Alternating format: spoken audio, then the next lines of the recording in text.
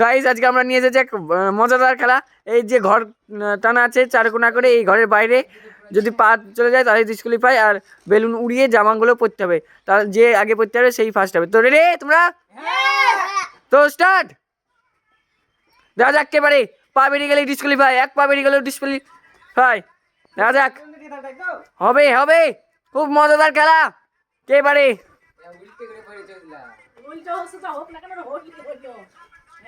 কে পারে? দেখা যাক দেখা যাক।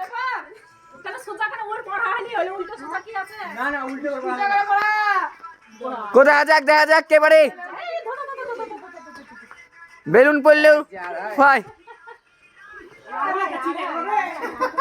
দেখা যাক দেখা যাক। দারুণ মজাদার খেলা, দারুণ খেলা। ও কে পারে কে পারে? ও অঙ্কুশ ডিসকুয়ালিফাই, তুমি বেরিয়ে যাও। দেখা যাক কে পারে। কে পারে?